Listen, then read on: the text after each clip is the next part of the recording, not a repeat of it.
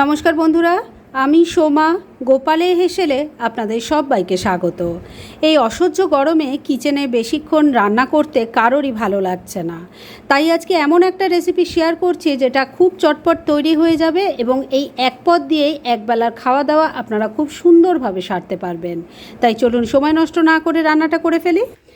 আজকে গরমের উপযোগী এই চটজলদি দারুণ টেস্টি রান্নাটা করার জন্য আমি এখানে ছোলার ডাল নিয়েছি। এখানে হাফ কাপ পরিমাণে ছোলার ডাল আছে, আর এটাকে আমি সারা রাত জলে ভিজিয়ে রেখেছিলাম। আর এই রান্নাটা আমি ছোলার ডাল দিয়ে করছি, আপনারা চাইলে মটর ডাল দিয়েও কিন্তু করতে পারেন। যাই হোক, এবার এই ডালটাকে প্রথমেই বেটে নিতে হবে। ডাল বেটে নেওয়ার জন্য পুরো ডালটা মিক্সির জারের মধ্যে দিয়ে দিয়েছি।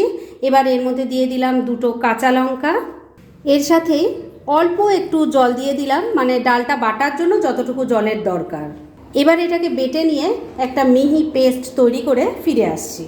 ডালটা ভালো করে বেটে বাটির মধ্যে ঢেলে দিয়েছি। এবার এর মধ্যে সামান্য কিছু জিনিস দেব। প্রথমে দিয়ে দিচ্ছি অল্প একটু কালো জিরে, দিয়ে দিলাম অল্প হলুদের গুঁড়ো, স্বাদ মতো নুন দিয়ে দিলাম কয়েকটা দানা চিনি। এবার সব কিছু খুব ভালো করে মিশিয়ে নিচ্ছি। সব কিছু খুব ভালো করে মাখা হয়ে গেছে। এবার এটাকে আমি কিছুক্ষণের জন্য এক সাইডে রেখে দিচ্ছি। ডাল বাটাটা সামান্য মশলা দিয়ে মাখিয়ে নিয়েছি। এবার মূল রান্না শুরু করছি। তার জন্য কড়াইয়ে সর্ষের তেল দিয়ে গরম করে নিয়েছি। এর মধ্যে ডাল বাটার থেকে ছোট ছোট বড়ার আকারে দিয়ে দিচ্ছি।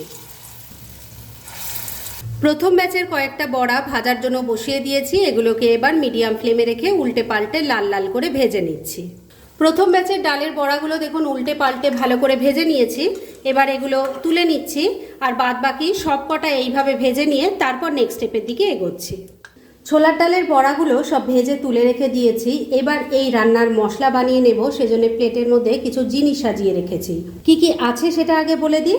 এখানে নিয়েছি 2 চামচ পোস্ত, 2 চামচ আছে সাদা তিল। আপনারা যদি সাদা তিল দিতে না চান তাহলে 4 চামচ পোস্ত দিয়ে দেবেন। ছোট ছোট 4 টুকরো আদা রেখেছি। এখানে 1 মুঠো মতো চিনেবাদাম আছে, আর 3টে কাঁচা লঙ্কা রেখেছি। ঝালটা অবশ্যই নিজেদের টেস্ট অনুযায়ী দেবেন। এবার এই সমস্ত কিছুকে প্রথমে আমি শুকনো গুঁড়ো করে নেব, আর তারপর পরিমাণ মতো জল দিয়ে বেটে একটা মিহি পেস্ট তৈরি করে ফিরে আসছি। রান্নার জন্য মশলাটা দেখুন তৈরি করে নিয়েছি, আর এদিকে সমস্ত ডালের বড়াগুলোও কিন্তু ভাজা হয়ে গেছে।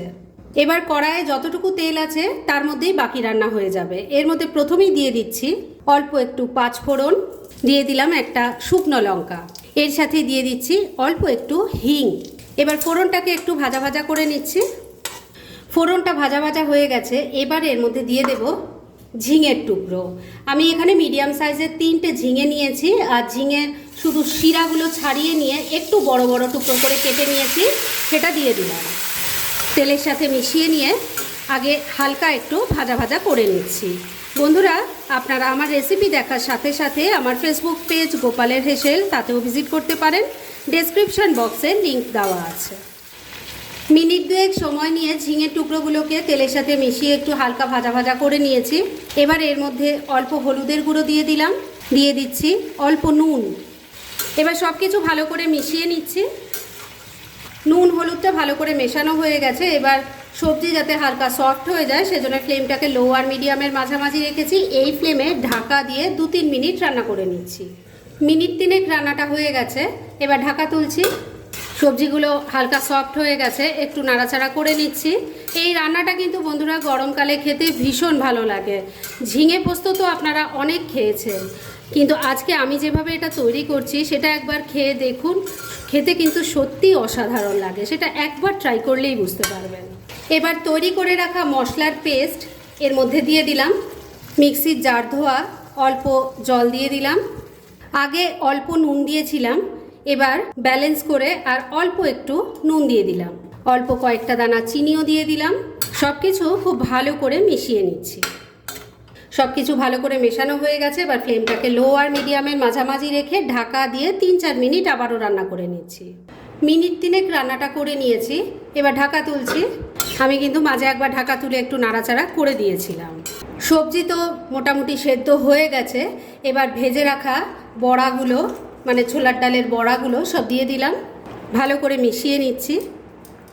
ডালের বড়াগুলো খুব ভালো করে মিশিয়ে নিয়েছি। এবার আবারও ঢাকা দিয়ে আর ফ্লেমটাকে ওই লো আর মিডিয়ামের মাঝামাঝি রেখে মিনিট 2 রান্না করে নিচ্ছি।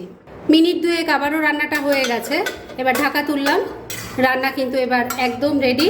আমি মাঝে একবার ঢাকা তুলে নিয়ে একটু নাড়াচাড়া করে দিয়ে নুন মিষ্টিটা চেক করে নিয়েছিলাম। আপনারাও কিন্তু দরকার হলে সেটা করে নেবেন।